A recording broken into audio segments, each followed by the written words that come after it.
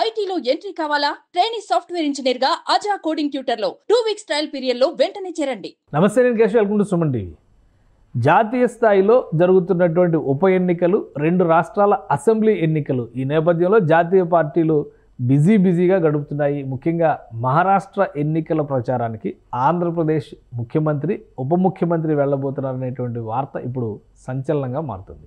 16, 17 తేదీల్లో మహారాష్ట్ర ఎన్నికల ప్రచారంలో వీళ్ళు పాల్గొనబోతున్నారు. అలానే ఆల్రెడీ ఫస్ట్ ఫేజ్ ఎలక్షన్స్కి జార్ఖండ్ ఈరోజు సంసిద్ధమైంది. ఓటింగ్ ప్రక్రియ జోరుగా సాగుతోంది. మరోవైపు రాహుల్ గాంధీ రాజీనామా చేయడంతో వాయనాడులో కూడా ఉప ఎన్నిక ఓటింగ్ ఈరోజే జరుగుతుంది. సో ఈ నేపథ్యంలో మహారాష్ట్ర ఎన్నికల ప్రచారం ఏ విధంగా కూటమికి, ముఖ్యంగా ఎన్డీఏ పక్షాలకి మేలు చేయబోతోంది, ఈ అంశాన్ని విశ్లేషించేటువంటి ప్రయత్నం చేద్దాం. మనతో పాటు చంద్ర శ్రీనివాస్ గారు, పొలిటికల్ అనలిస్ట్ ఉన్నారు. చంద్ర శ్రీనివాస్ గారు నమస్కారం. మహారాష్ట్ర ఎలక్షన్స్ చుట్టూ చాలామంది ఆసక్తి ఉంది. ఎందుకంటే 2 రాష్ట్రాలు, జార్ఖండ్ పెద్ద రాష్ట్రం కాకపోయినా కానీ మహారాష్ట్ర విషయంలో పెద్ద రాష్ట్రం. మొన్నే పార్లమెంట్ ఎలక్షన్స్లో బీజేపీ పట్టు సాధించినటువంటి రాష్ట్రం కాబట్టి అక్కడ ఎన్డీఏ కూటమి అధికారంలోకి వస్తుంది మళ్ళీ అనేటువంటి ఆలోచన ఉంది. ఇప్పుడు చంద్రబాబు నాయుడు గారు, ఇటువైపు పవన్ కళ్యాణ్ గారు, ఇద్దరు కూడా ఎన్నికల ప్రచారానికి వెళ్తున్నారు.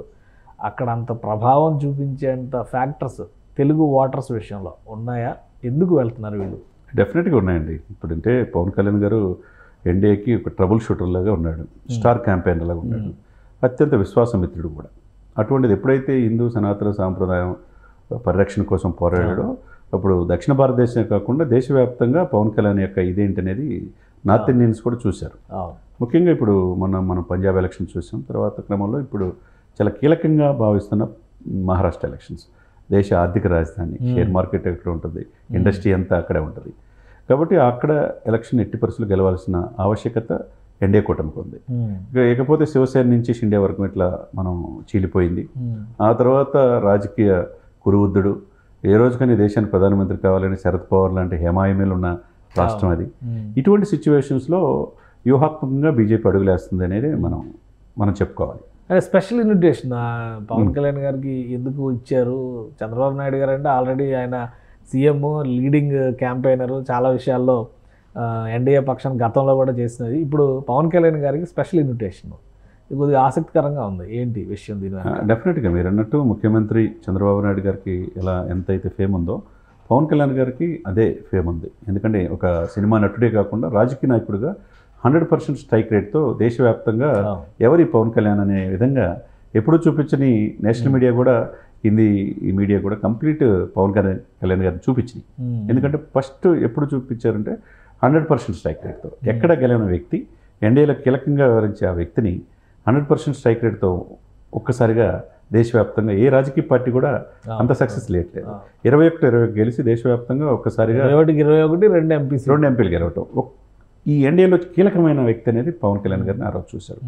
ఆ రోజు అప్పటికి ఎప్పుడైతే ఎన్డీఏలో కీలకమైన ఈ 33 పార్టీలో అటు ఇండియా కూటమి, ఇటు ఎన్డీఏ కూటమి, ఉభయ తెలుగు రాష్ట్రాల నుంచి ఒక పవన్ కళ్యాణ్ గారు ఒక్కనే పిలిచారు. అప్పటికి ఆయన ఎమ్మెల్యే కాదు. అంటే పవన్ కళ్యాణ్ విశ్వాసమిత్రుడిగా ఆ రోజే మోదీ గారు ఆయన చూశారు. ఆ తర్వాత టీడీపీని ఎప్పుడైతే కలిపారో ఆ కలయికే దేశవ్యాప్తంగా 3వసారి ప్రధానమంత్రిగా మోడీ అవ్వడానికి కీలకమైంది. 21 ఎంపీలే కీలకం కదండి. నితీష్ కుమార్ ఇప్పుడు ఏ పార్టీలో ఉంటాడో తెలియదు, కానీ విశ్వాసమిత్రుడు పవన్ కళ్యాణ్ గారు చెప్పిన సూచన ఏంది, టీడీపీతో కలుపుకుంటే బాగుంటుంది అన్నాడు. అది వర్కౌట్ అయింది. అది వర్కౌట్ అవ్వడం వల్ల దక్షిణ భారతదేశం ఎంపీ విలువ ఏంటనేది సెంట్రల్లో తెలిసింది. కాబట్టి 3వసారి ప్రధానమంత్రి మోడీ అవ్వడానికి కారణం పవన్ అయ్యాడు. కాబట్టి పవన్ యొక్క ఇదేంటి, ఆల్రెడీ 100% స్ట్రైక్ రేట్తో ఉన్నాడు, ఎన్డీఏలో విశ్వాసమిత్రుడిగా ఉండాలి. అదేవిధంగా ఎలక్షన్స్లో దక్షిణ భారతదేశంతో పాటు నెక్స్ట్ జరిగే తమిళనాడు ఎలక్షన్స్, కర్ణాటక ఎలక్షన్తో పాటు ఇప్పుడు జరుగుతున్న మహారాష్ట్ర ఎలక్షన్స్లో కీలకంగా, ఎందుకంటే తెలుగు వాళ్ళు దాదాపు 40-50 నియోజకవర్గాల్లో కీలకంగా ఉన్నారు. గెలుపోవటంలో ప్రభావితం చూపించే అవకాశం ఉంది. కాబట్టి డెఫినెట్గా హిందూ భావజాలం ఎక్కువ ఉండేవాళ్ళు ఉన్నారు. హిందూ సనాతన పరిరక్షణ బోర్డు కావాలని దేశవ్యాప్తంగా 100 కోట్ల మంది హిందువులకి ఒక ప్రతినిధిగా పవన్ కళ్యాణ్ అవతరించాడు. కాబట్టి ఆ ఓటు షేర్ పవన్ ద్వారా ఈ కూటమికి లబ్ధి చేకూరే అవకాశం ఉంది. దీంతోపాటు రాజకీయ దురంధరులు నేను చెప్పినట్టు శరద్ పవార్ కావచ్చు, కీలకమైన వ్యక్తులు అక్కడ ఉన్నారు. మరి శివసేన కూడా అదే భావజాలం, హిందూ భావజాలంతో ఓట్లు గత ఎలక్షన్స్లో చాలా చూసాం. ఇప్పుడు అసలు పవన్ కళ్యాణ్ గారు అక్కడికి వెళ్ళాక మరాఠీలో ఏమన్నా మాట్లాడతారు. మరి షాయి షిండి వచ్చి మా గుడుల్లో ఇట్లా పూజారుల ద్వారా ఒక మొక్క ఇస్తే బాగుంటుంది అనేది చేసినప్పుడు అది చదివి వినిపించాడు కదా తెలుగు అంటే మరాఠీ కూడా వచ్చని అప్పుడు కూడా మనకు తెలిసింది. ఇప్పుడు 4 భాషలు వచ్చి హిందీ తమిళం అని చెప్పి అనుకున్నాం. మరాఠీ కూడా వచ్చేసరికి ఈ మరాఠీలో ఆయన మాట్లాడితే విశేషంగా అక్కడ మహారాష్ట్ర ప్రజలను ఆకర్షించవచ్చు. కాబట్టి ఈ 16-17 తేదీలు ఏదైతే బీజేపీ ఆహ్వానం, ఎన్డీఏ కూటమి ఆహ్వానం మేరకు పవన్ కళ్యాణ్ గారు వెళ్తారు. పవన్ కళ్యాణ్ గారితో పాటు మాజీ స్పీకర్గా పనిచేసిన అనుభవం ఉన్న ఇప్పుడు మంత్రి మనోహర్ గారు కూడా వెళ్తున్నారు. కాబట్టి ఇది కలిసి వచ్చే అవకాశం ఉంది. డెఫినెట్గా ఈ కూటమికి ఈ 2 రోజులు అంటే చంద్రబాబు నాయుడు గారు కూడా వెళ్తున్నారు కదా, చంద్రబాబు నాయుడు గారు పవన్ కళ్యాణ్ గారు కలిసి ప్రచారం చేసే అవకాశం ఉందా? వేరు సభలు ఉంటుందండి. ఎందుకంటే మనకు వచ్చిన సమాచారం ప్రకారం అఫీషియల్గా ఆహ్వానించింది పవన్ కళ్యాణ్ గారు ఆహ్వానించారు. పవన్ కళ్యాణ్ గారితో పాటు మనోహర్ గారు కూడా వెళ్తున్నారని, పవన్ కళ్యాణ్ గారితో అనేక మీటింగ్లు కావచ్చు, తర్వాత ఈ కూటమి గెలవటానికి పార్టీకి ఆహ్వానం ప్రత్యేకంగా అందింది. దీంతో పాటు ప్రచారంలో విరివిగా ఈ 2 రోజులు పూర్తిగా ఫుల్ ఫ్లెడ్జ్డ్గా మహారాష్ట్రలో ఈ ఎన్డీఏ కూటమి పవన్ కళ్యాణ్ గారిని ఉపయోగించుకునే అవకాశాలు స్పష్టంగా కనపడుతున్నాయి. ఆయన ద్వారా మేలే జరుగుతుంది. 100% ఒక ఐకాన్గా ఈ యొక్క ఎన్డీఏ కూటమిలో వెలుగొందాడు. కాబట్టి సనాతన సాంప్రదాయాలు అనేది ఎప్పుడైతే ఎత్తుకున్నాడో దేశవ్యాప్తంగా రాజకీయ నాయకుడు అయ్యాడు. మహారాష్ట్రలో కూడా ఇతను ఏం చెప్తాడా అనేది ఆయా రాజకీయ పట్ల ఎదురు చూస్తున్నాయి.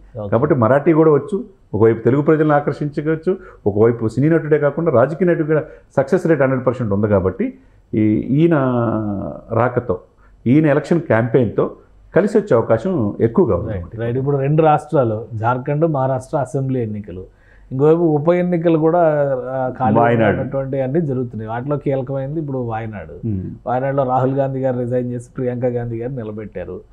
ఏం జరగచ్చు అక్కడ? అక్కడ సెంటిమెంట్ అనేది కేరళ ప్రజలకు ఒకటి ఉంటుంది. రాహుల్ గాంధీ కొడుక్క మొన్నటిదాకా రాజీవ్ గాంధీ కొడుక్క రాహుల్ గాంధీని ఆదరించారు. అదేవిధంగా రాజీవ్ గాంధీ కూతురుగా ప్రియాంకను కూడా అక్కడ అదే ప్రజలు ఆహ్వానిస్తారు తప్పితే ఇంకొకరికి అవకాశం అక్కడ అనేది ఉండదు. సో ఇది ఇంకోటి 2 కూటముల మధ్య ఇప్పుడు ఎన్డీఏ కూటమి వర్సెస్ ఈ ఇండి అలయన్స్, అంటే ఐఎన్డిఐఏ కూటమి అనేటువంటి ఈ 2 కూటములకి కూడా ఈ కీలకమైన ఎన్నికలు. అలానే అక్కడేమో హేమంత్ సోరెన్ గెలవాలి, మళ్ళీ రావాలని, ఇక్కడ మహారాష్ట్రలోనేమో మహారాష్ట్ర వికాస్ అఘాడీ అధికారంలోకి రావాలని వీళ్ళు ప్రయత్నాలు చేస్తున్నారు. ఆల్రెడీ పార్లమెంట్ ఎలక్షన్స్లో దాదాపు పోటాపోటీ వచ్చారు అనేటువంటి అభిప్రాయం ఉంది. సో ఇప్పుడు ఏమన్నా గేమ్ చేంజ్ అయ్యే అవకాశం ఉందో ఈ గత 4 నెలల ఈక్వేషన్స్? ఉండదండి. ఎందుకంటే ఎప్పుడైతే అక్కడ మన పంజాబ్లో కూడా ఎలక్షన్ ఎవరు ఊహించిన విధంగా తీర్పు వచ్చిందో సేమ్ మహారాష్ట్రలో కూడా అదే రిపీట్ అయ్యే అవకాశం ఉంది. ఎందుకంటే మహారాష్ట్రలో చూసాం గతంలో శివసేన అప్పుడు ఏం జరిగింది, శివసేన నుంచి చీలిక వర్గం ఎంత స్ట్రాంగ్ సపోర్ట్ అయిపోయింది. ఆ తర్వాత బీజేపీ కూడా దేవేంద్ర ఫడ్నవీస్ ద్వారా ఏ విధంగా పుంజుకుంది. ఇవన్నీ పరిణామాల రీత్యా వాళ్ళల్లో మీరన్నట్టు ఇండియా కూటమిలో లోకలోకల వల్ల ఇక్కడ ఎన్డీఏకి కలిసి వచ్చే అవకాశం ఉంది. కాబట్టి ఇక్కడ కేశవ్ గారు బీజేపీకి ఓవరాల్గా కలిసి వచ్చే ఎనర్జీ ఇచ్చేటువంటి రిజల్ట్ డెఫినెట్గా మహారాష్ట్రలో వస్తుంది. అది జార్ఖండ్లో కూడా అది హోరాహోరీగా ఉంది. ఎక్కడ కూడా పోటీ ఆయన మీద కూడా అవినీతి ఆరోపణలు ఉన్నాయి. ఇప్పుడున్న ముఖ్యమంత్రి మళ్ళీ జైలుకి వెళ్ళి వచ్చాడు అనేది మరి అది సానుభూత లేకపోతే అది బీజేపీకి కలిసి వస్తుంది అనేది చూడాలి. ఈ ప్రభావం మొన్న జరిగిన ఏదైతే పంజాబ్ ప్రభావం, హర్యానా ఎలక్షన్స్ ఈ కూటమి కలిసి వచ్చే అవకాశం. ఒక కేరళ తప్పితే, వాయనాడు తప్పితే మిగతా ఈ 2 రాష్ట్రాల్లో బీజేపీకి ఎక్కువ ఎడ్జ్ ఉందనేది మనకు వచ్చిన సమాచారం. థ్యాంక్ యూ చంద్ర శ్రీనివాస్ గారు. ఇది అటు మహారాష్ట్రలో ఇటు జార్ఖండ్లో కూడా కూటముల ప్రభుత్వాలు ఏర్పాటు చేసేటువంటి క్రమంలో ఎన్డీఏ, ఐఎన్డిఐఏ 2 కూడా పోటాపోటీగా ఉన్నాయి. అయితే ఎన్డీఏకి ఖచ్చితంగా ఎడ్జ్ కనిపిస్తుందని చంద్ర శ్రీనివాస్ గారు విశ్లేషిస్తున్నారు. వాయనాడులో మాత్రం ప్రియాంక గాంధీకి ఈసారి అవకాశం ఇచ్చిన ఛాన్సెస్ చాలా ఎక్కువగా కనిపిస్తున్నాయని విశ్లేషిస్తున్నారు. ఇది special discussion. Keep watching. Suman టీవీలో మీ పర్సనల్ అండ్ బిజినెస్ ప్రమోషన్స్ కోసం కింది నెంబర్కి కాంటాక్ట్ చేయండి.